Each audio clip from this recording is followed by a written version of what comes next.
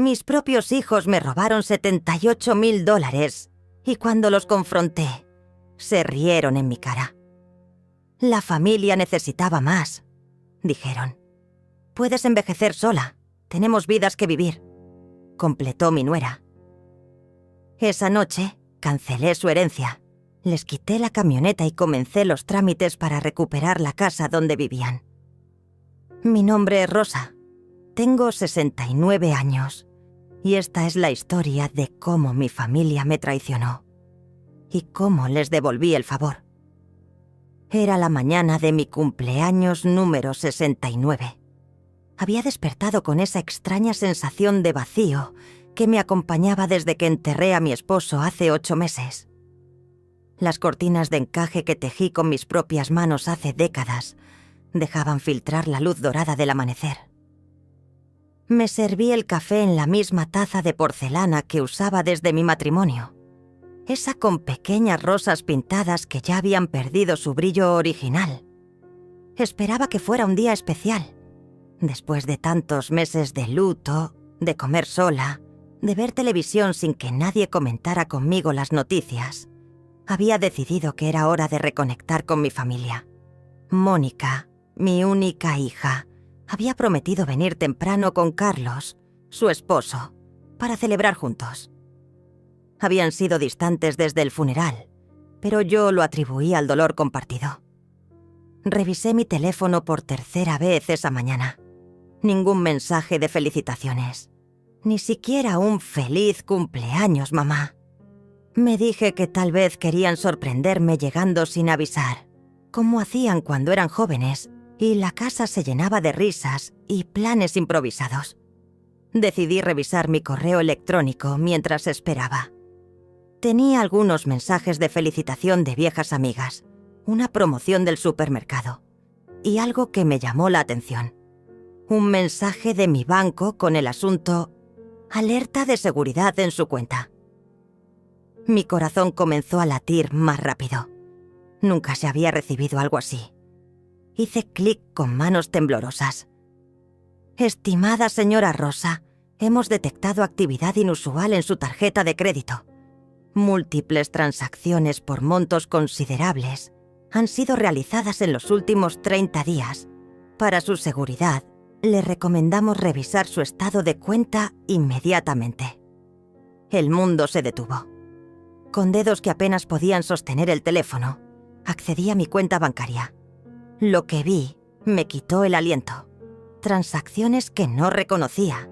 Tiendas departamentales, restaurantes caros, incluso un concesionario de autos. El total era imposible de procesar. $78.000. Mi límite de crédito había sido completamente agotado. Mis ahorros de toda una vida, el dinero que había guardado para emergencias, para mi vejez, para dejarle algo a mi familia cuando ya no estuviera. Todo había desaparecido. Pero lo más extraño era que yo no había hecho ninguna de esas compras. Alguien había usado mi tarjeta sin mi conocimiento. Con el corazón desbocado marqué el número de Mónica. El teléfono sonó 5 veces antes de que contestara con voz somnolienta. «¿Mamá? ¿Qué pasa?» «Es muy temprano». «Mónica, cariño, necesito verte urgentemente. Ha pasado algo terrible con mi tarjeta de crédito. Alguien ha...» «Mamá, ¿puede esperar? Carlos y yo teníamos planes para hoy. Te vemos más tarde, ¿sí?» «Pero, hija, es mi cumpleaños. Y además esto es muy serio. Alguien gastó $78.000 de mi cuenta sin que yo...» Hubo un silencio prolongado al otro lado de la línea. Cuando Mónica volvió a hablar, su voz había cambiado completamente. «Mamá, de eso queríamos hablarte. ¿Carlos y yo? Bueno, tuvimos una emergencia financiera. Tomamos prestado el dinero de tu tarjeta. Íbamos a decírtelo hoy». No podía creer lo que estaba escuchando. ¿Tomaron prestado? ¿Sin preguntarme? ¿Cómo consiguieron mi tarjeta? La encontramos en tu cartera cuando vinimos después del funeral. Necesitábamos el dinero para el enganche de la casa nueva, para las deudas de Carlos, para algunas inversiones. Tú no estabas usando ese dinero, mamá. Solo estaba ahí, guardado. Mis piernas se aflojaron. Tuve que sentarme en la silla más cercana. Mónica, ese dinero era todo lo que tenía. Mis ahorros, mi seguridad. Mamá, no dramatices. Somos familia. Lo que es tuyo también es nuestro, ¿no? Además, cuando tú ya no estés, de todas formas íbamos a heredar todo. Solo nos adelantamos un poco. Las palabras cayeron sobre mí como piedras. Cada una dolía más que las anterior. Cuando yo ya no esté. Mónica, tengo 69 años, no 90. Ese dinero era para mi vejez, para mis medicinas, para... Ay, mamá, siempre tan exagerada. No te va a pasar nada. Además, nosotros te vamos a cuidar. Cuando sea necesario, ya veremos qué hacer. La línea se cortó. Me quedé allí, sosteniendo el teléfono en silencio, tratando de procesar lo que acababa de suceder.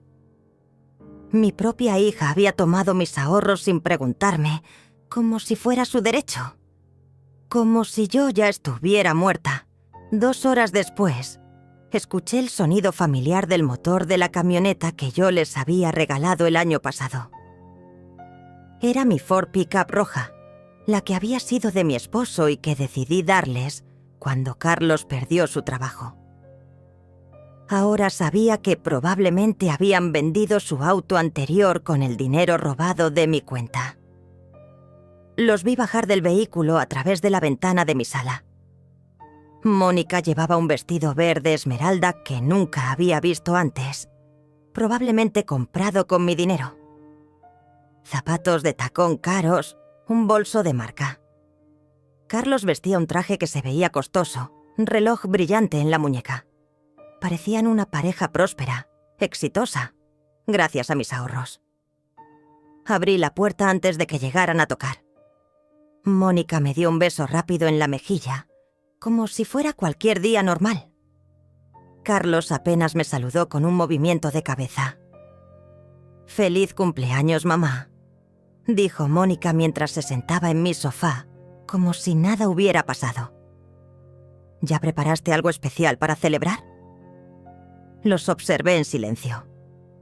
Esta era mi hija, la niña que había criado sola durante años, mientras su padre trabajaba turnos dobles para darnos una vida mejor.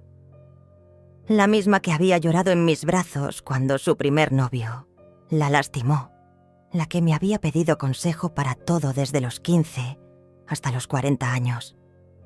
¿Cómo había llegado a esto? «Mónica, necesitamos hablar sobre el dinero», dije finalmente, manteniendo la voz calmada. Carlos se enderezó en su asiento. Por primera vez, me miró directamente.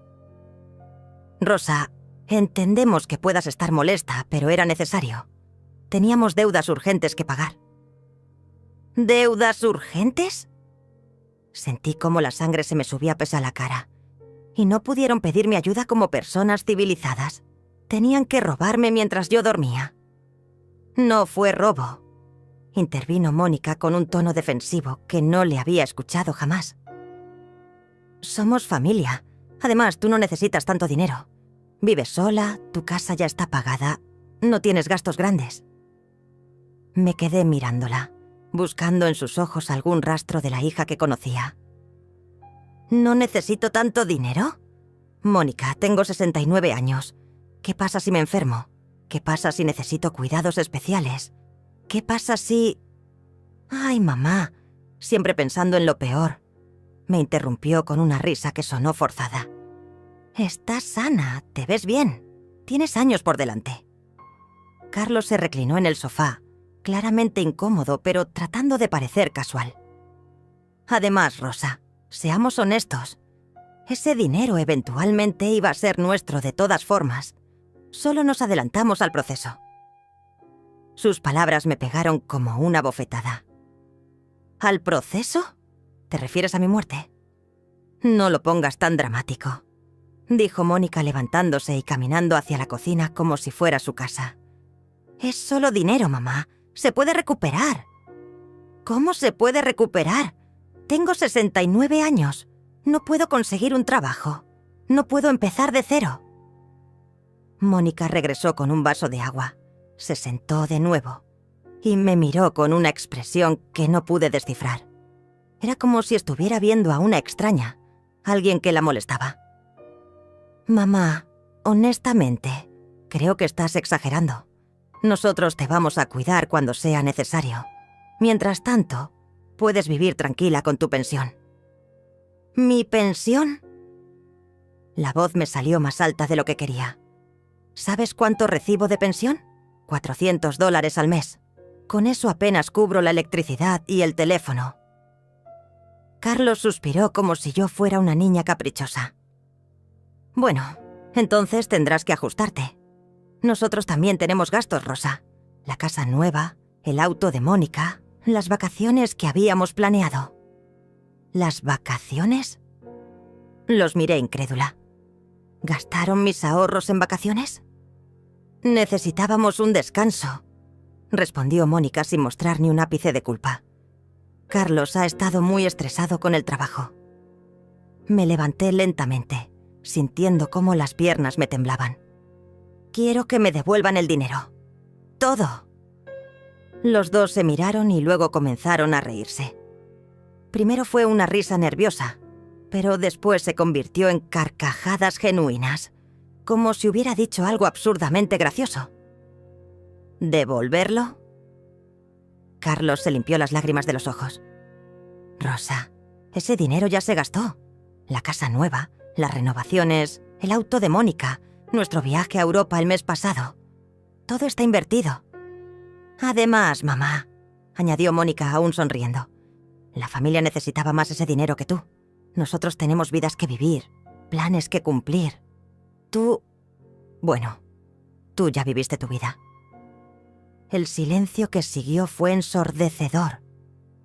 Los miré a ambos, sentados cómodamente en mi sofá, vestidos con ropa comprada con mis ahorros, riéndose de mi dolor. Mónica tenía razón en una cosa. Yo ya había vivido mi vida, pero no de la manera que ella pensaba. ¿Sabes qué, Mónica? Mi voz salió tranquila, más calmada de lo que me sentía. Tienes razón. Ya viví mi vida. Trabajé 40 años para tener esos ahorros. Cuidé a tu padre durante su enfermedad gastando mis propios recursos. Pagué tu universidad, tu boda, ayudé con el enganche de tu primera casa.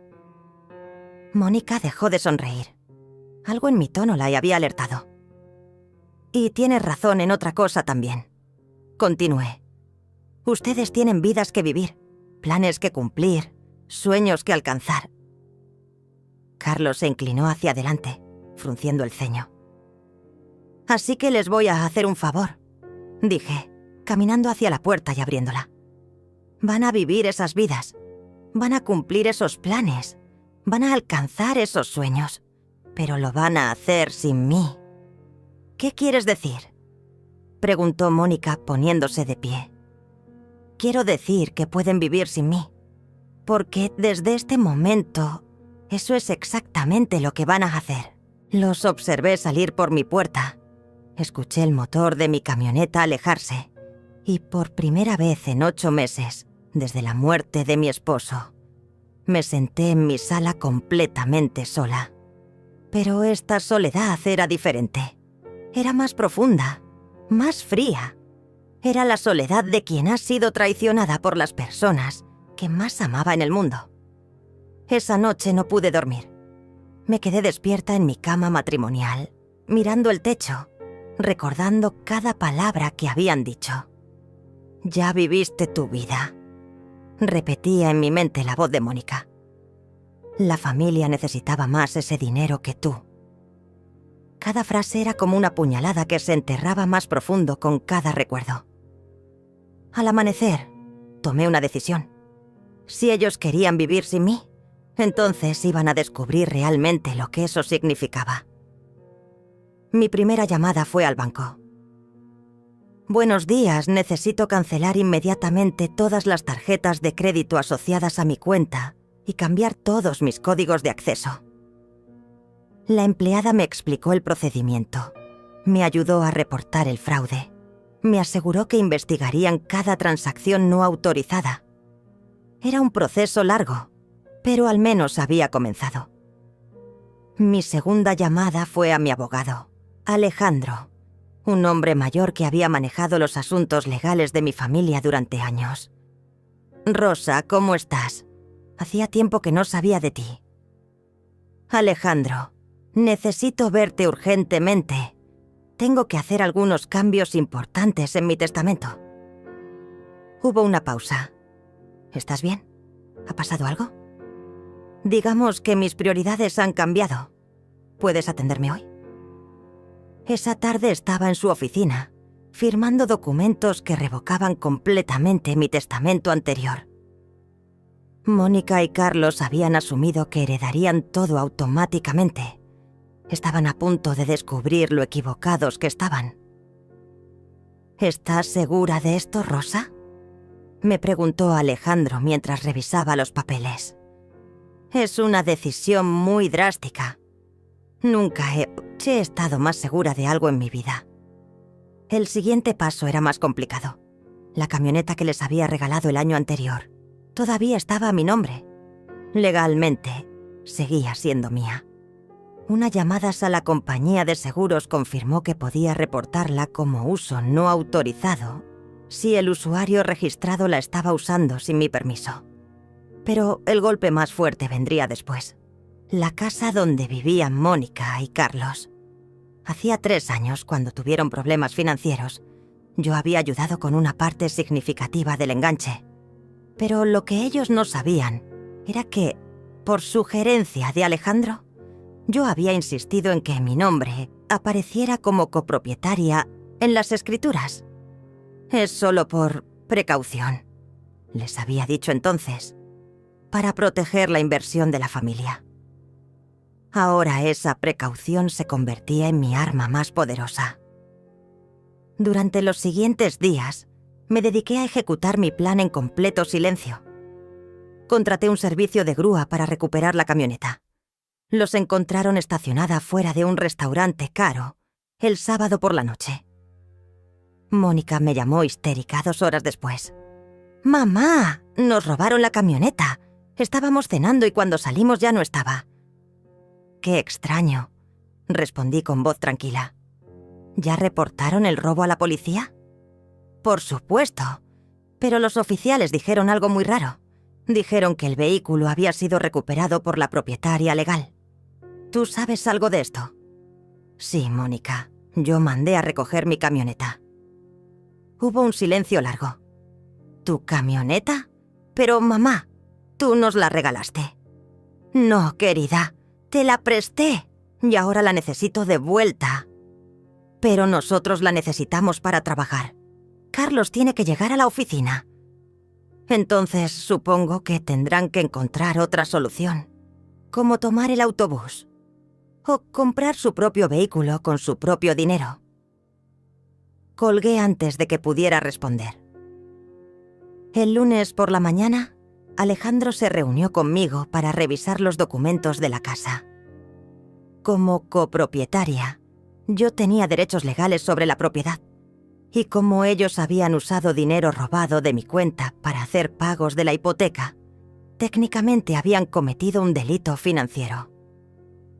«Rosa, esto va a ser devastador para ellos», me advirtió Alejandro. «¿Estás segura de que quieres llegar tan lejos?» Pensé en las risas de esa tarde, en las palabras de Mónica, en la forma casual con que habían desechado mis sentimientos y mi futuro. «Alejandro, ellos tomaron la decisión de vivir sin mí. Ahora van a descubrir exactamente lo que eso significa». Esa misma tarde, Mónica y Carlos recibieron una notificación legal. Como copropietaria de la casa, yo estaba ejerciendo mi derecho a vender mi participación. Tenían 30 días para comprar mi parte, o la casa sería puesta en el mercado. Para comprar mi participación, necesitarían exactamente $78.000, el mismo dinero que habían robado de mi cuenta. El teléfono comenzó a sonar esa noche, una llamada tras otra. Mónica llorando, Carlos gritando, amenazas, súplicas, promesas de devolverme el dinero que ya sabía que no tenían. Dejé que el teléfono sonara. Cada timbrazo era música para mis oídos. Había vivido 69 años siendo la madre comprensiva, la esposa sacrificada, la mujer que siempre ponía las necesidades de otros antes que las suyas. Había criado a mi hija para ser independiente y fuerte, pero de alguna manera había criado a una persona que creía que tenía derecho a tomar lo que no era suyo. Ahora era mi turno de ser fuerte, mi turno de poner mis necesidades primero, mi turno de enseñarles que las acciones tienen consecuencias y que subestimar a una mujer de 69 años había sido el error más grande de sus vidas. Esa noche, por primera vez en semanas, dormí profundamente. No era el sueño de la paz, sino el sueño de quien finalmente había encontrado su propósito. Y mi propósito era mostrarles que Rosa no estaba muerta. Apenas estaba comenzando. La guerra silenciosa había comenzado, pero yo no había anticipado cuán doloroso sería el contraataque de mi propia hija. Durante las siguientes semanas, Mónica desplegó una campaña de manipulación emocional que hubiera impresionado a un general militar. Primero vinieron las lágrimas. Aparecía en mi puerta a todas horas, llorando, suplicando, recordándome momentos de su infancia. Mamá, ¿recuerdas cuando me leías cuentos antes de dormir? ¿Cuando me consolabas después de mis pesadillas? Así me vas a pagar todo el amor que me diste. Después llegaron las amenazas emocionales. Si haces esto, mamá, nunca más volverás a ver a tus nietos. Esta me dolió especialmente porque Mónica no tenía hijos, pero la amenaza implícita era clara. Nunca los tendría si yo continuaba con mi plan. Luego vino la campaña de desprestigio. Comenzó a llamar a mis pocas amigas cercanas, contándoles una versión distorsionada de los eventos. Según su relato, yo me había vuelto senil y vengativa, incapaz de entender que ellos solo habían pedido prestado el dinero para una emergencia familiar. Delia, mi vecina de toda la vida, tocó mi puerta un martes por la tarde. La conocía desde hacía 20 años. Habíamos compartido cafés, chismes del barrio y el dolor de perder a nuestros esposos. Rosa, querida, ¿podemos hablar? Mónica vino a verme ayer y estoy muy preocupada por ti. La invité a pasar. Celia se sentó con la expresión de alguien que está fomatar a punto de dar malas noticias. Cariño, tu hija me dijo que has estado actuando de manera extraña desde que murió tu esposo, que has estado acusándolos de robar dinero, que les quitaste el auto, que amenazas con vender su casa. Sentí cómo la traición se multiplicaba. Ahora no solo era víctima del robo de mi hija, sino también de su campaña para pintarme como una anciana confundida. Celia, ¿tú realmente crees que yo inventaría algo así? No, no creo que lo inventes, pero... Hizo una pausa incómoda. A veces, cuando perdemos a nuestro compañero de vida, podemos malinterpretar las cosas. El dolor nos hace ver enemigos donde no los hay. Le mostré los estados de cuenta del banco, las transacciones no autorizadas, las fechas y montos exactos. Vi cómo su expresión cambiaba mientras revisaba los documentos. $78,000 en compras que claramente yo no había hecho. Dios mío, Rosa. Esto es terrible. ¿Mónica realmente hizo esto? No solo lo hizo Celia. Cuando la confronté, se rió en mi cara y me dijo que ya había vivido mi vida. Celia se quedó en silencio por un largo rato, procesando la información. Finalmente habló. ¿Qué vas a hacer? Voy a enseñarles que subestimar a una mujer de 69 años fue el error más grande de sus vidas. Pero la soledad seguía siendo mi compañía más constante. Las noches eran las peores. Me despertaba a las 3 de la madrugada, en esa hora silenciosa, donde todos los miedos se magnifican, y me preguntaba si estaba haciendo lo correcto. ¿Era una madre cruel? ¿Era una mujer vengativa? ¿O simplemente era alguien que finalmente había encontrado su dignidad? Una madrugada, mientras revisaba viejas fotografías familiares, encontré algo que cambió todo. Entre los documentos que mi esposo guardaba en su escritorio, había una carpeta que nunca había revisado completamente. Contenía pólizas de seguro, documentos de inversiones y algo que me dejó sin aliento. Escrituras de 3 propiedades que yo no sabía que existían. Mi esposo, durante todos nuestros años de matrimonio, había sido increíblemente discreto con las finanzas. Yo sabía que teníamos ahorros, que la casa estaba pagada, que había una pequeña pensión. Pero nunca imaginé la verdadera extensión de nuestro patrimonio. Había un departamento de renta en el centro de la ciudad que había estado generando ingresos durante años. Había un pequeño terreno comercial que había comprado como inversión y que ahora valía una fortuna. Y había una cuenta de inversiones que había crecido silenciosamente hasta convertirse en una suma considerable. Llamé a Nes Alejandro inmediatamente. ¿Tú sabías de todo esto? Rosa, tu esposo me pidió específicamente que no te dijera nada mientras él estuviera vivo. Quería que vivieras sin preocupaciones financieras, pero también quería asegurarse de que, si algo le pasaba, tuvieras recursos suficientes para el resto de tu vida. ¿Cuánto dinero hay en total? Hubo una pausa larga, incluyendo las propiedades, las inversiones y los seguros de vida, aproximadamente $400,000. El mundo se detuvo. Yo no era la viuda pobre y vulnerable que Mónica y Carlos habían imaginado. Era técnicamente una mujer adinerada. Una mujer que había sido robada por su propia familia, que había sido despreciada y humillada, pero que tenía recursos que ellos nunca habían soñado. Alejandro, quiero que hagas algo por mí. Quiero que comiences los trámites para vender mi participación en la casa de Mónica inmediatamente. Y quiero que investigues si hay alguna manera legal de recuperar el dinero que robaron de mi cuenta. Rosa, con estos recursos podrías simplemente olvidarte del dinero robado. Podrías... No, lo interrumpí. No se trata del dinero, Alejandro. Se trata del principio. Se trata de que mi propia hija me mire a los ojos y me diga que ya viví mi vida. Se trata de que crean que pueden tratarme como basura porque soy vieja y estoy sola. ¿Qué quieres hacer exactamente?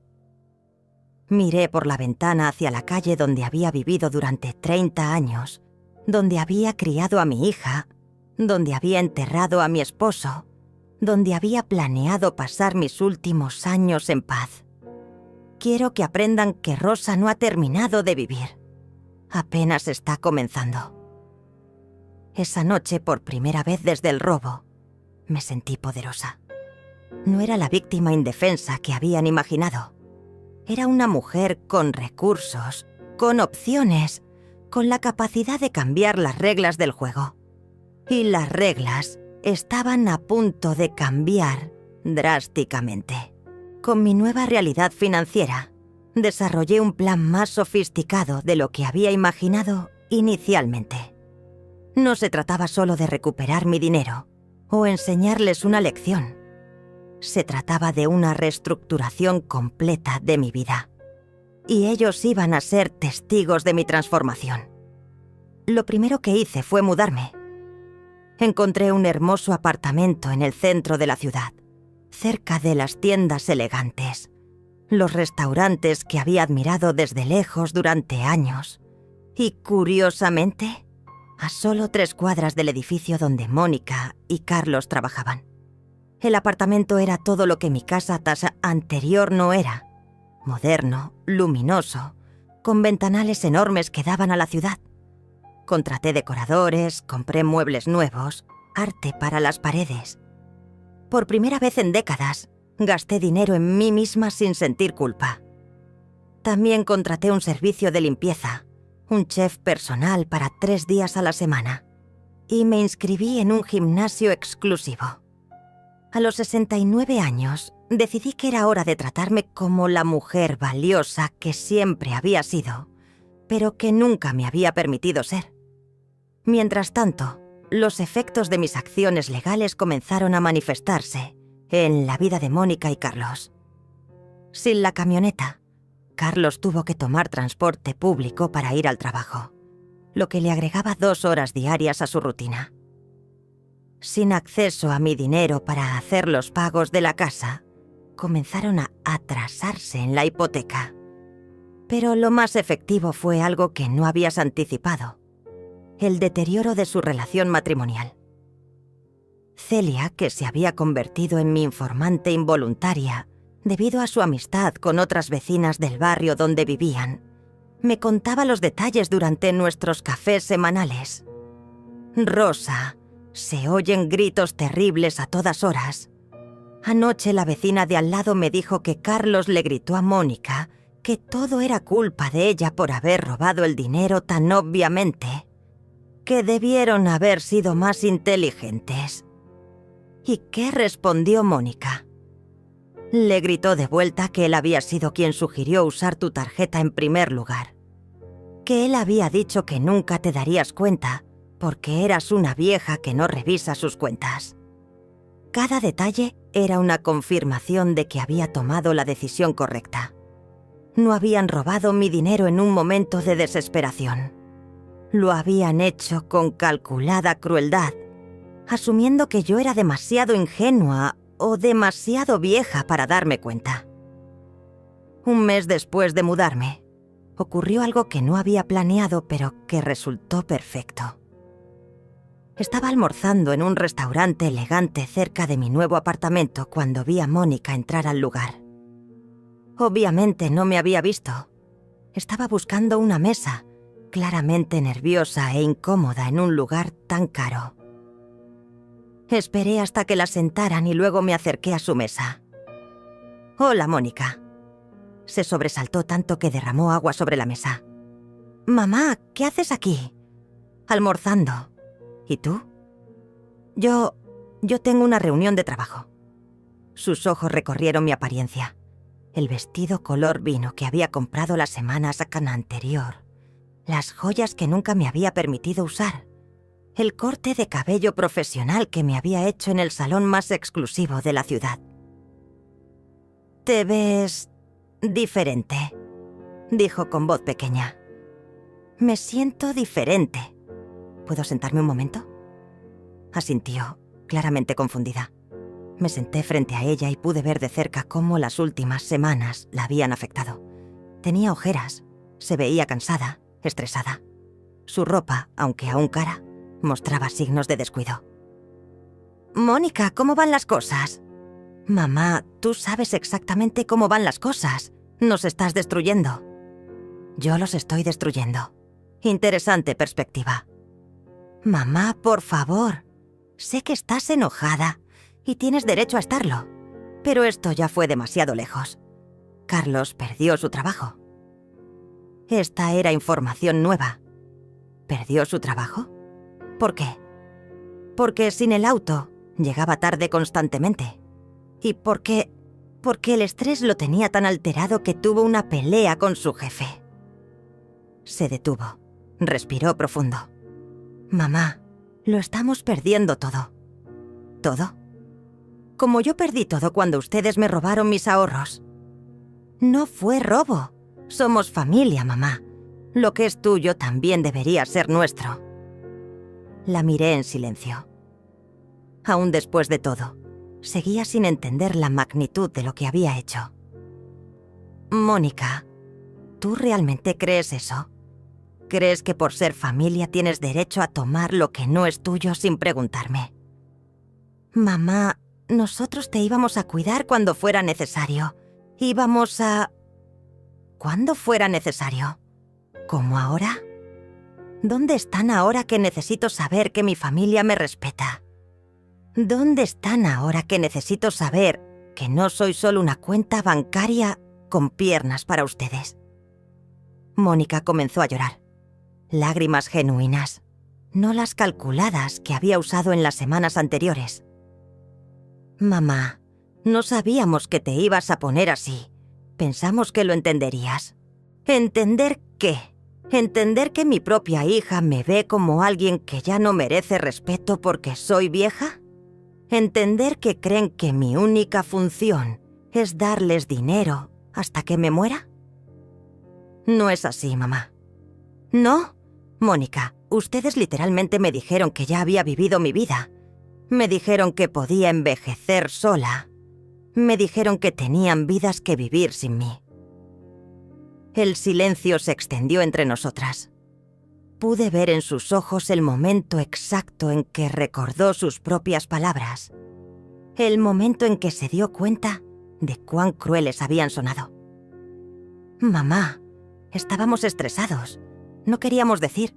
«Mónica, las palabras que decimos cuando estamos estresados son las que realmente pensamos. El estrés no crea crueldad, solo la revela». Me levanté de la mesa. «Disfruta tu almuerzo, hija. Yo tengo una cita en el spa esta tarde. Aparentemente, aún tengo vida que vivir».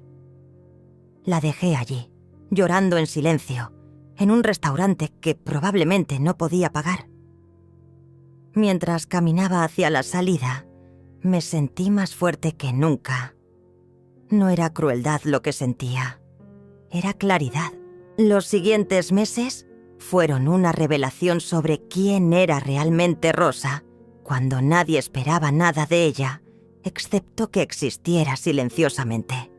Me inscribí en clases de pintura, algo que siempre había querido hacer, pero que había pospuesto por décadas. Comencé a viajar, pequeños viajes de fin de semana a ciudades cercanas, redescubriendo la sensación de despertar en lugares nuevos. Pero el cambio más significativo fue interno. Por primera vez en mi vida adulta, mis decisiones no giraban en torno a las necesidades de otros. No me levantaba pensando en qué cocinar para alguien más, qué limpiar, qué problema familiar resolver. Me levantaba pensando en qué me haría feliz ese día. Mientras tanto, el mundo de Mónica y Carlos continuaba desmoronándose de maneras que ni siquiera yo había anticipado. La presión financiera había expuesto grietas en su matrimonio, que aparentemente habían existido durante años. Celia llegó a mi apartamento un viernes por la tarde con noticias frescas del barrio. «Rosa, ayer hubo una escena terrible en casa de tu hija. Los vecinos llamaron a la policía porque los gritos se oían hasta la calle». «¿Qué pasó?» Aparentemente, Carlos descubrió que Mónica había estado ocultando deudas de tarjetas de crédito. Miles de dólares que había gastado en ropa y tratamientos de belleza durante los últimos años. Dinero que él pensaba que estaban ahorrando. La ironía no se me escapó. Mónica había juzgado mis gastos como innecesarios, pero ella había estado acumulando deudas secretas en cosas completamente superficiales. «Y hay más», continuó Celia. «Carlos le gritó que todo había sido culpa de ella por haber arruinado la relación contigo. Que ahora no solo habían perdido el dinero robado, sino también cualquier posibilidad de reconciliación». ¿Reconciliación? Aparentemente, ellos contaban con que eventualmente los perdonarías y les devolverías el acceso a tu dinero. Carlos le gritó que ahora se habían quedado sin la gallina de los huevos de oro. Esas palabras me pegaron como una bofetada. Después de todo este tiempo, después de todo lo que había pasado, ellos aún me veían como un recurso financiero, no como una persona. No habían aprendido nada. 2 semanas después, recibí una llamada que no esperaba. Era Carlos. «Rosa, sé que probablemente no quieres hablar conmigo, pero necesito pedirte algo». Su voz sonaba diferente, más pequeña, derrotada. «Te escucho. Mónica no sabe que te estoy así llamando. Ella está muy mal, Rosa. Muy mal. Desde que perdí el trabajo, desde que comenzamos a tener problemas con la casa. Ella ha estado... No sé cómo explicarlo. Está conmovida, como si hubiera perdido la conexión con la realidad. Sentí una punzada de preocupación maternal que traté de ignorar. ¿Qué quieres decir exactamente?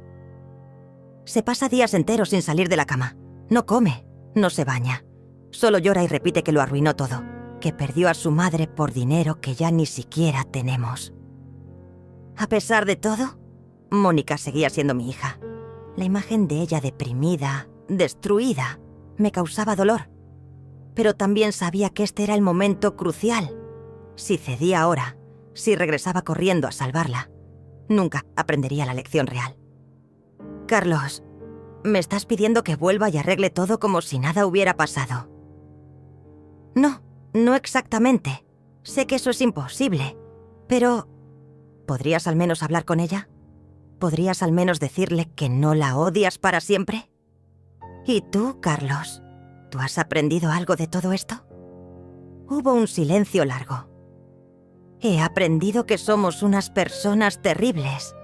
He aprendido que tratamos como basura a la única persona que realmente nos amaba incondicionalmente. He aprendido que el dinero que robamos no valía ni una fracción de lo que perdimos. Era la primera vez que escuchaba remordimiento genuino en su voz. ¿Y qué más has aprendido? He aprendido que tú no eras la vieja indefensa que pensábamos que eras, que subestimarte fue el error más grande de nuestras vidas. Y he aprendido que algunas cosas, una vez rotas, no se pueden reparar simplemente pidiendo perdón. Sus palabras tenían peso, sonaban auténticas. Pero también sabía que las personas desesperadas dicen lo que creen que otros quieren oír. Carlos, ¿realmente crees que Mónica ha aprendido esas lecciones? ¿O simplemente está triste porque las consecuencias resultaron ser más severas de lo que esperaba? Honestamente, Rosa, no lo sé, pero sé que se está autodestruyendo. Y por más que me odie por todo lo que hicimos, no puedo verla así. Colgué el teléfono sin dar una respuesta. Durante días las palabras de Carlos resonaron en mi mente. ¿Era una madre cruel por permitir que mi hija sufriera? ¿O era una mujer inteligente que sabía que el verdadero cambio solo viene a través del verdadero sufrimiento? Una semana después, tomé una decisión. No iba a correr a salvar a Mónica, pero tampoco iba ya a ignorar completamente su situación. En lugar de eso, iba a hacer algo que nunca había hecho en toda mi vida. Iba a actuar completamente según mis propios términos. Llamé a Alejandro. Quiero que redactes una carta muy específica dirigida a Mónica, y quiero que se la entregues en persona. ¿Qué debe decir la carta? Debe decir exactamente lo que necesita escuchar. Ni más ni menos. Esa noche escribí la carta más difícil de mi vida. No era cruel, pero tampoco era compasiva. Era honesta, brutalmente honesta. Iba así a cambiar todo entre nosotras para siempre. La carta que escribí esa noche fue la culminación de meses de dolor, reflexión y crecimiento personal. Cada palabra fue elegida cuidadosamente. Cada frase pesada con la precisión de alguien que finalmente había encontrado su voz después de décadas de silencio. Querida Mónica, comenzaba. Esta carta no es una invitación a la reconciliación, ni una declaración de guerra. Es simplemente la verdad de una madre que ama a Siugos y a su hija, pero que ya no está dispuesta a ser lastimada por ella. Continué escribiendo durante horas, hasta que las primeras luces del amanecer se filtraron por las ventanas de mi apartamento. Le hablé sobre el dolor de descubrir no solo el robo, sino la actitud casual con la que habían tomado mis ahorros. Le expliqué cómo sus palabras sobre que ya había vivido mi vida habían sido más devastadoras que el dinero perdido. Pero también le escribí sobre algo más profundo. Cómo esta experiencia me había forzado a examinar mi propia complicidad en crear la dinámica tóxica entre nosotras. ¿Había sido yo tan generosa que había enseñado a mi hija a tomar sin dar? ¿Había sido tan abnegada que nunca le había mostrado cómo respetar los límites? La parte más difícil de escribir fue el fitosafio, el final. Si realmente has aprendido algo de estos meses, si realmente has entendido el daño que causaste, entonces demuéstralo. No con palabras, no con lágrimas, sino con acciones. Demuestra que puedes ser la mujer que crié, no la persona en la que te convertiste. Alejandro entregó la carta un martes por la tarde. Me dijo que Mónica la leyó en su presencia, que lloró sin hacer ruido y que lo único que dijo fue: dígale a mi madre que recibí su mensaje. Durante 2 semanas no supe nada de ella. Ni llamadas, ni visitas inesperadas, ni mensajes a través de terceros. Era como si hubiera desaparecido de mi vida completamente. Luego, un viernes por la mañana sonó el timbre de mi apartamento. Cuando abrí la puerta encontré a una mujer que tardé varios segundos en reconocer como mi hija. Mónica había perdido peso, mucho peso. Su cabello, antes siempre perfectamente peinado, estaba recogido en una coleta simple. No llevaba maquillaje y vestía ropa sencilla que no reconocía. Pero lo más impactante era su expresión. Había una quietud en sus ojos que nunca había visto antes. «Hola, mamá. ¿Puedo pasar?» La dejé entrar sin decir palabra. Se sentó en el sofá de mi sala, mirando alrededor del apartamento que había creado para mí misma, tomando en cuenta cada detalle de mi nueva vida. «Te ves bien, mamá. Te ves libre». «¿A qué vienes, Mónica?» «Vengo a decirte que tienes razón. En todo». Su voz era diferente, más suave, sin la arrogancia defensiva que había caracterizado nuestras conversaciones previas. «Vengo a decirte que tomé una decisión». «¿Qué decisión?» «Dejé a Carlos. Esta no era la noticia que esperaba». «¿Por qué?» «Porque me di cuenta de que él nunca se sintió realmente culpable por lo que te hicimos. Se sintió mal por las consecuencias, pero no por el acto en sí. Cada conversación que teníamos terminaba con él culpándote por ser demasiado dramática, o culpándome a mí por haber arruinado nuestra situación financiera cómoda». Se detuvo, respiró profundo. «Pero la verdad es que yo también tardé en entenderlo realmente. Durante semanas estuve enojada contigo, sintiéndome víctima de tu venganza. No fue hasta que leí tu carta que finalmente entendí lo que realmente había hecho». «¿Y qué fue lo que realmente hiciste?» «Te traicioné de la manera más cruel posible. No solo te robé dinero, mamá, te robé tu dignidad. Te robé tu derecho a envejecer con seguridad financiera. Te robé tu derecho a confiar en tu propia familia». Su voz se quebró ligeramente. «Y peor que todo eso, te robé el derecho a sentirte amada incondicionalmente por tu propia hija». Las lágrimas comenzaron a rodar por sus mejillas, pero no eran las lágrimas manipuladoras de meses anteriores. Estas eran lágrimas de entendimiento genuino. «Mamá, no vine a pedirte perdón porque sé que no lo merezco. Vine a decirte que finalmente entiendo por qué hiciste lo que hiciste. Y vine a decirte que voy a pasar el resto de mi vida tratando de convertirme en el tipo de persona que merece tener una madre como tú». ¿Qué significa eso exactamente? Significa que conseguí un trabajo real, que paga poco, pero que es honesto. Significa que me mudé a un apartamento pequeño que puedo pagar con mi propio sueldo. Significa que estoy yendo a terapia para entender cómo me convertí en alguien capaz de lastimar a la persona que más me ama. Me quedé en silencio, procesando sus palabras. Parte de mí quería correr hacia ella, abrazarla, decirle que todo estaba perdonado. Pero una parte más sabia sabía que este era el momento más crucial de toda nuestra relación. «¿Y qué quieres de mí, Mónica?» «Nada, mamá. Absolutamente nada. Solo quería que supieras que finalmente desperté. Que finalmente entendí el daño que causé.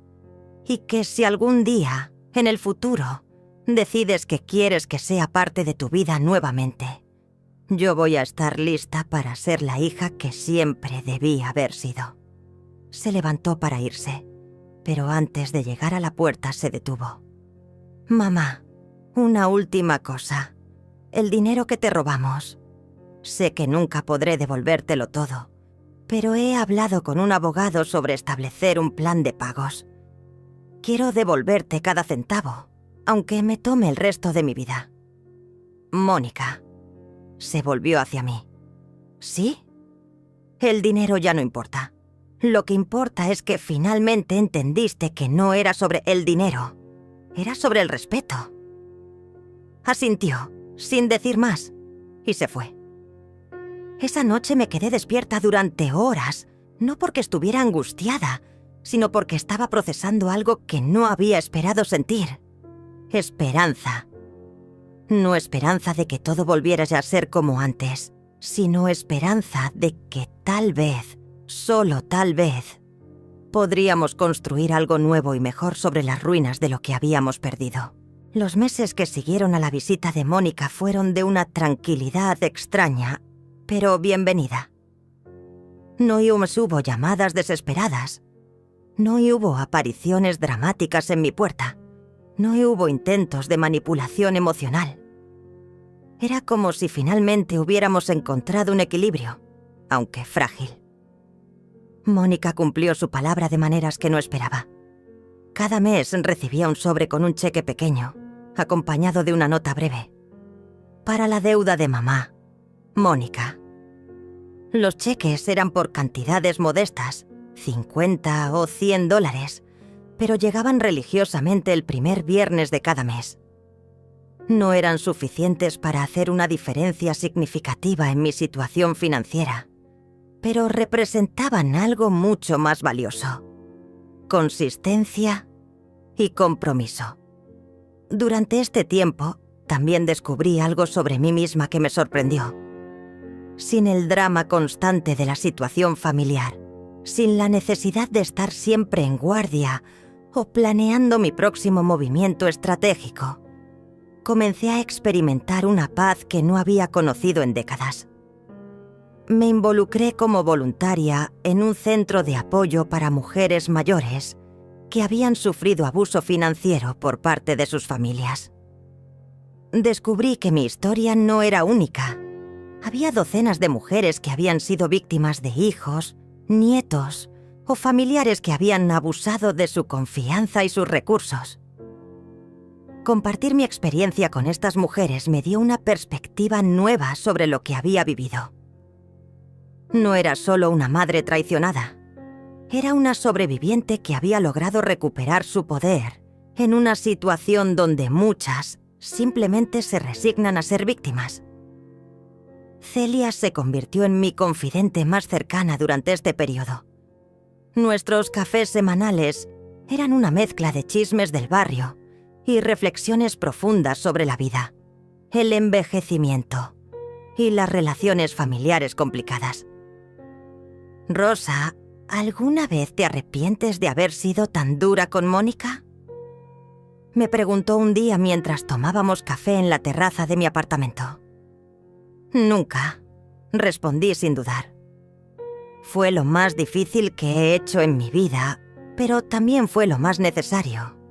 Si hubiera cedido inmediatamente, si hubiera corrido a salvarla cuando comenzó a sufrir las consecuencias, nunca habría aprendido la lección real.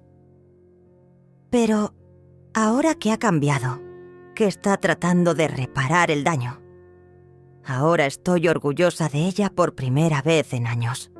No porque esté tratando de reparar el daño, sino porque finalmente entendió que había daño que reparar.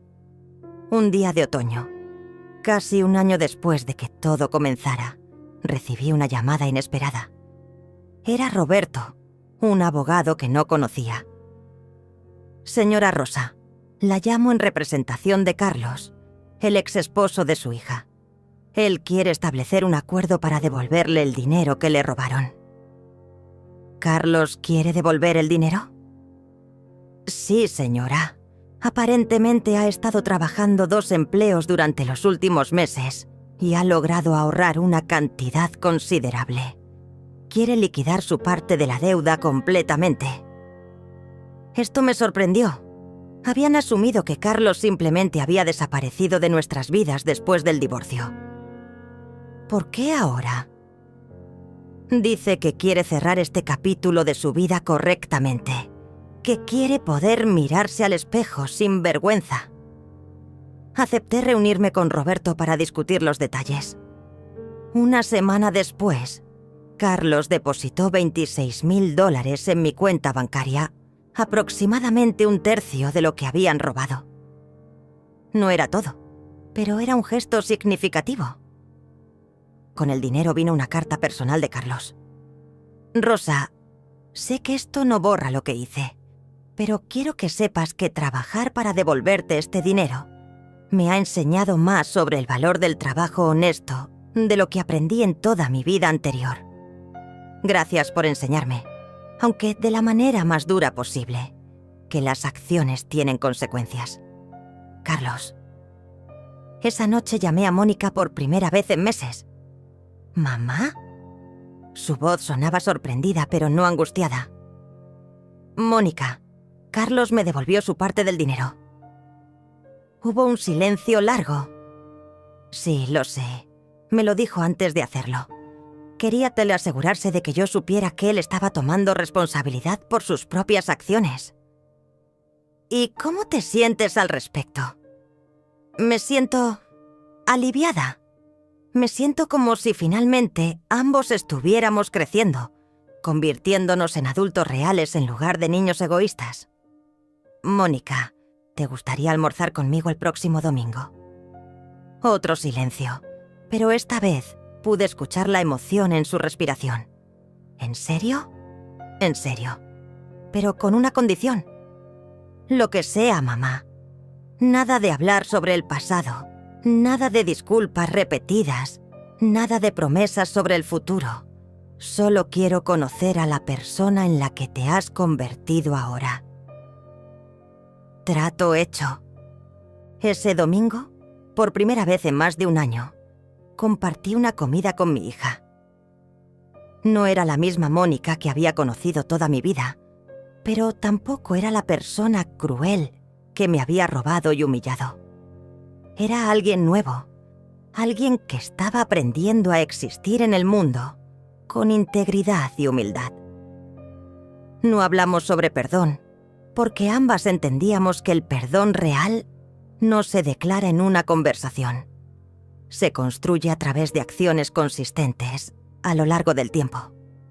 No hablamos sobre reconciliación, porque ambas sabíamos que lo que habíamos tenido antes estaba roto para siempre y que tendríamos que construir algo completamente nuevo si íbamos a tener algún tipo de relación en el futuro. En lugar de eso, hablamos sobre sus planes para volver a estudiar, sobre mi trabajo voluntario, sobre los libros que estábamos leyendo, sobre la vida que cada una estaba construyendo, independientemente de la otra. Al final del almuerzo, cuando nos despedimos, no hubo abrazos dramáticos ni declaraciones emocionales. Solo un apretón de mano suave y un hasta pronto mutual que contenía más esperanza genuina que todas las promesas y súplicas de los meses anteriores. 2 años después de que mi mundo se tambaleara por la traición de mi propia familia, me encontré sentada en la terraza de mi apartamento en una tarde dorada de primavera, reflexionando sobre el viaje extraordinario que había sido mi transformación. Ya no era la misma Rosa que había despertado aquella mañana de cumpleaños, esperando una celebración familiar y encontrando en su lugar la peor traición imaginable. Esa Rosa había sido una mujer que definía su valor a través de lo que podía dar a otros, que medía su éxito como madre por lo felices que hacía a sus hijos, incluso a costa de su propia dignidad. La Rosa que existía ahora era diferente. No era cruel ni amargada, pero había aprendido que el amor sin límites no es amor verdadero. Es complicidad en la destrucción mutua. Había aprendido que enseñar consecuencias no es falta de amor, sino la expresión más profunda del amor real. Mónica y yo habíamos desarrollado una rutina de almorzar juntas una vez al mes.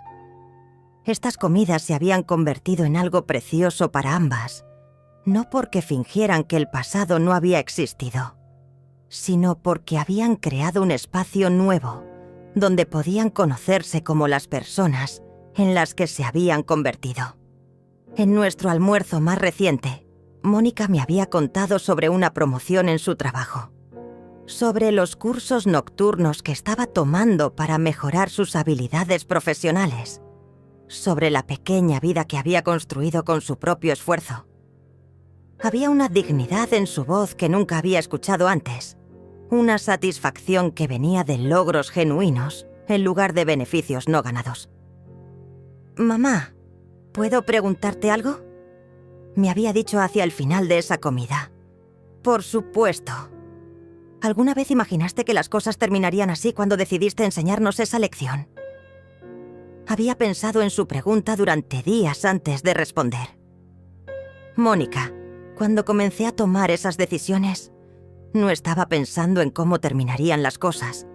Estaba pensando en cómo tenían que empezar. Tenían que empezar con respeto. Tenían que empezar con consecuencias reales. Tenían que empezar con la verdad. ¿Y cuál era la verdad? Que yo era una persona valiosa que merecía ser tratada con dignidad, incluso por mi propia familia, especialmente por mi propia familia. El centro de apoyo donde trabajaba como voluntaria se había convertido en una parte central de mi nueva identidad. Había ayudado a docenas de mujeres a navegar situaciones similares a la mía, y había aprendido que mi historia, aunque dolorosa, tenía el poder de inspirar a otras a encontrar su propia fuerza. Una de las mujeres que había ayudado, Miriam, me había dicho algo que llevaba conmigo todos los días. «Rosa, tú no solo te salvaste a ti misma, nos enseñaste a todas que es posible recuperar nuestro poder, sin importar la edad que tengamos o cuánto tiempo hayamos permitido que otros abusaran de nosotras». Había decidido escribir un libro sobre mi experiencia. No era una historia de venganza, aunque algunos elementos pudieran parecer vengativos. Era una historia sobre recuperación. Recuperar la dignidad, recuperar el respeto propio, recuperar el derecho a vivir según los propios términos. El título que había elegido era simple: Nunca es demasiado tarde para empezar a vivir. En las páginas de ese libro, explicaba cómo había aprendido que el amor verdadero a veces requiere permitir que las personas que amamos enfrenten las consecuencias completas de sus acciones. Cómo había descubierto que rescatar constantemente a otros de su propia irresponsabilidad no es bondad, sino una forma de discapacidad emocional mutua. Pero también escribía sobre el perdón, no como un evento único, sino como un proceso continuo. Había perdonado a Mónica, pero ese perdón había llegado naturalmente a través de observar su cambio genuino a lo largo del tiempo. No había sido un perdón declarado dramáticamente en un momento de reconciliación emocional. Había sido un perdón ganado a través de consistencia, respeto y crecimiento mutuo. Carlos había continuado enviando pagos mensuales y, sorprendentemente, había terminado devolviendo casi todo el dinero que había tomado. Más importante aún, había enviado una carta final donde escribía: «Rosa, trabajar para devolverte este dinero me cambió más que cualquier cosa que haya hecho en mi vida. Me enseñó que el dinero fácil siempre cuesta más de lo que vale. Gracias por no permitir que escapara sin consecuencias. Me convertí en un mejor hombre por tener que enfrentar lo que había hecho. Mónica había logrado devolver aproximadamente la mitad de su parte de la deuda. Los pagos seguían llegando mensualmente, pequeños pero consistentes. Pero más valioso que el dinero era lo que esos pagos representaban: un compromiso continuo con la reparación, una demostración de que había entendido verdaderamente el principio detrás de la lección. En mi nueva vida había encontrado una paz que nunca había experimentado antes. No era la paz de la ausencia de problemas, sino la paz de saber que tenía las herramientas y la fortaleza interior para manejar cualquier desafío que la vida me presentara. Había aprendido que la edad no era una descalificación para la reinvención personal.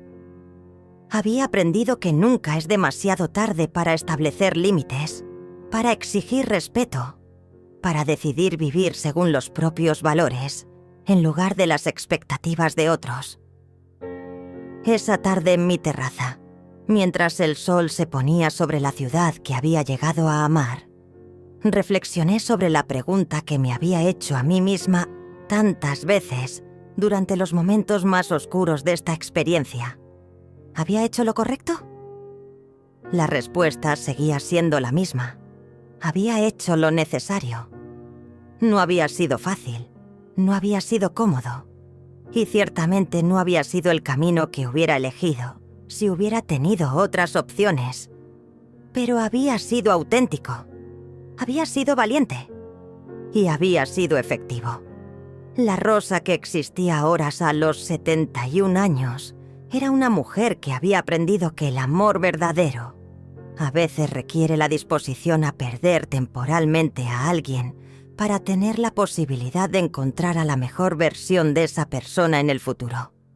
Mientras las luces de la ciudad comenzaban a encenderse, sonreí al recordar las palabras que había escrito en la página final de mi libro. Al final, no se trataba de enseñarles una lección. Se trataba de aprender a valorarme lo suficiente como para exigir que otros me valoraran también. Y ese aprendizaje, a los 69 años, fue el regalo más grande que me pude haber dado a mí misma. 5 años han pasado desde aquella mañana de mi cumpleaños número 69, que cambió el curso de mi vida para siempre.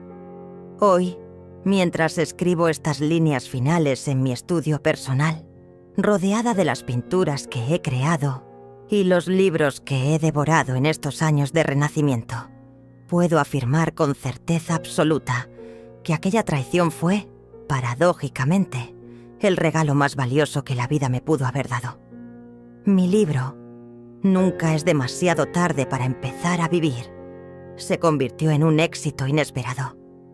No porque fuera una historia extraordinaria, sino precisamente porque era una historia ordinaria que muchas mujeres estaban viviendo en silencio.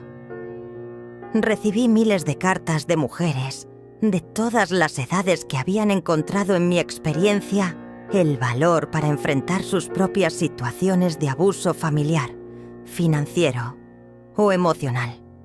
Una de esas cartas que guardo con especial cariño vino de una mujer de 82 años de edad en México que escribió: Rosa, después de leer tu libro finalmente tuve el valor de decirle a mi hijo que no podía seguir pagando sus deudas de juego. Pensé que era demasiado vieja para cambiar mi vida, pero a los 82 años finalmente aprendí a decir que no. Gracias por mostrarme que la edad es solo un número cuando se trata de recuperar nuestra dignidad. El centro de apoyo donde comencé como voluntaria me ofreció un puesto de tiempo completo como consejera. A los 74 años, tengo una carrera profesional por primera vez en mi vida, ayudando a otras mujeres a navegar situaciones familiares complicadas y a recuperar su poder personal. Cada día me levanto con un propósito claro, y esa sensación de utilidad y contribución ha sido más rejuvenecedora que cualquier tratamiento de belleza. Mónica y yo hemos construido una relación completamente nueva sobre los cimientos de respeto mutuo y límites saludables. Nuestros almuerzos mensuales se convirtieron en cenas semanales y eventualmente ella se convirtió en una de mis amigas más cercanas. No la amiga que una madre tiene en una hija por obligación familiar, sino la amiga genuina que una mujer adulta elige tener en otra mujer adulta que respeta y admira. El año pasado, Mónica terminó su carrera en contabilidad y abrió su propia pequeña firma.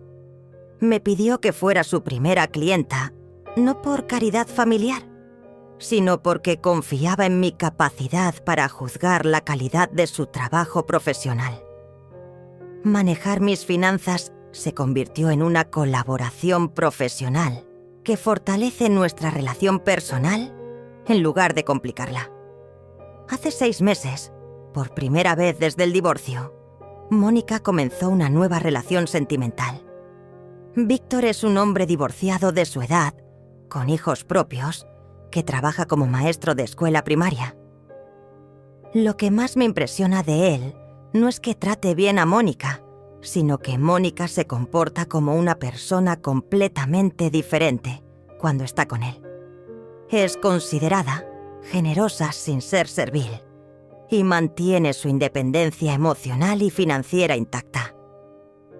Mamá, aprendí que una relación sana no es aquella donde 2 personas se necesitan desesperadamente, sino donde 2 personas completas eligen compartir sus vidas completas. Me dijo durante una de nuestras cenas recientes. Esas palabras me llenaron de más orgullo maternal que cualquier logro académico o profesional que hubiera alcanzado en el pasado. Carlos, sorprendentemente, se convirtió en una presencia ocasional pero positiva en nuestras vidas. Después de completar los pagos de restitución, continuó enviándome tarjetas de cumpleaños y Navidad con notas personales que mostraban un crecimiento genuino. Se casó nuevamente hace 2 años con una mujer que parece haber traído equilibrio y madurez a su vida. En su tarjeta de Navidad más reciente, escribió: Rosa, sé que nunca podré reparar completamente el daño que causé, pero quiero que sepas que la lección que me enseñaste cambió no solo mi relación con el dinero, sino mi relación con la honestidad en general. Soy un mejor esposo, un mejor empleado y una mejor persona porque me obligaste a enfrentar las consecuencias de mis acciones. Mi salud se ha mantenido excelente, algo que atribuyo tanto a la actividad física regular como al bienestar emocional que viene de vivir según mis propios términos. A los 74 años, camino 5 kilómetros diarios. Tomo clases de yoga. Y he comenzado a pequeñas a aprender italiano porque siempre quise visitar Toscana. Y quiero hacerlo hablando el idioma local. Financieramente, mi situación es mejor de lo que nunca imaginé posible. Las propiedades que mi esposo dejó han aumentado significativamente en valor. Mis inversiones han crecido constantemente. Y los ingresos de mi libro y mi trabajo profesional me han dado una independencia económica que me permite ser generosa sin ser vulnerable. He comenzado una fundación pequeña pero efectiva que ayuda a mujeres mayores que han sido víctimas de abuso financiero familiar. No solo proporcionamos apoyo legal y financiero, sino también el tipo de apoyo emocional que yo hubiera necesitado durante mis momentos más oscuros. Ver a estas mujeres recuperar su poder y reconstruir sus vidas me recuerda constantemente por qué fue tan importante mantenerme firme durante mi propia batalla. El apartamento que compré como refugio temporal se ha convertido en mi hogar permanente. Lo he llenado de arte, libros, plantas y memorias de viajes que he tomado sola y disfrutado completamente. Es un espacio que refleja exactamente quién soy ahora. Una mujer independiente, intelectualmente curiosa, emocionalmente estable y socialmente conectada por elección, en lugar de obligación. Si pudiera ibas a hablar con la Rosa de hace 5 años, la mujer quebrada que encontró esos estados de cuenta bancarios en la mañana de su cumpleaños, le diría esto. El dolor que estás sintiendo ahora es el dolor del nacimiento.